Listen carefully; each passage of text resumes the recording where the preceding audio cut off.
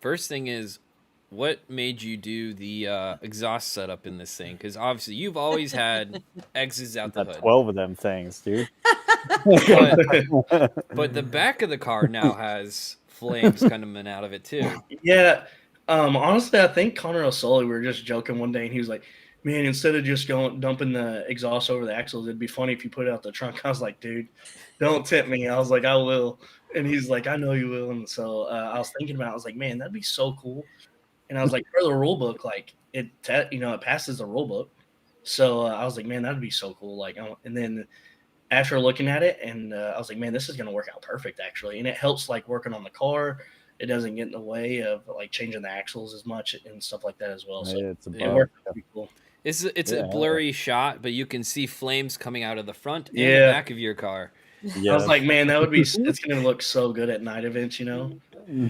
It's just You're definitely not. You're not afraid of hitting the full accelerator. Oh no, You it's know. probably hurt me a lot in my career for wanting to drive for the fans like that and sitting on the limiter. But You're obviously, it's not definitely a the fan fastest guy. on the track. But a lot of Yeah. people funny like Dan's in the comments. You know, he would always be like, "Dude, change your gear ratio for when I do qualifying."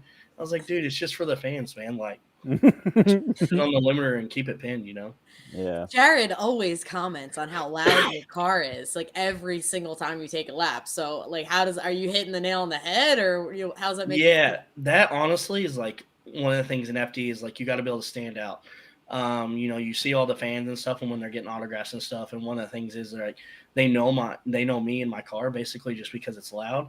Mhm. But the G37 was the loudest of all my setups, so we Yeah. really need to figure out how to get that boom back and it all happened on an accident. Like right. one time my tuner was like tuning my car and he's like, "I'm gonna change your rev limiter," and I was like, "Cool," and he didn't tell, like we forgot about it on the dyno. Yeah. And then I go to test the car, and the first time I make a lap, I'm like, I thought something like blew up because it was so loud.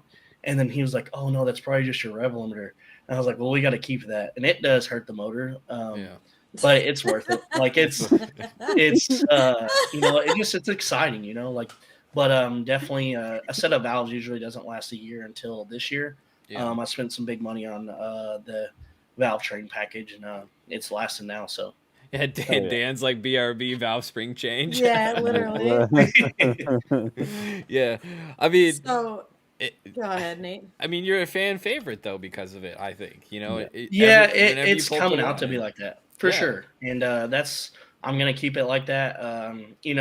It might be a little extra work, but I think it's worth it in the end. And also, like, it puts a smile on my face too. Like, if I don't enjoy driving my own car, then that's not a good, then why am I there? Yeah. Yeah. I mean, and it definitely shows that you're on the throttle. You're Yeah, definitely you are certainly never off the throttle. So you're Only at the end for that big explosion, the final dump of all the leftover fuel. That's yeah, for the people. yeah. yep, for sure.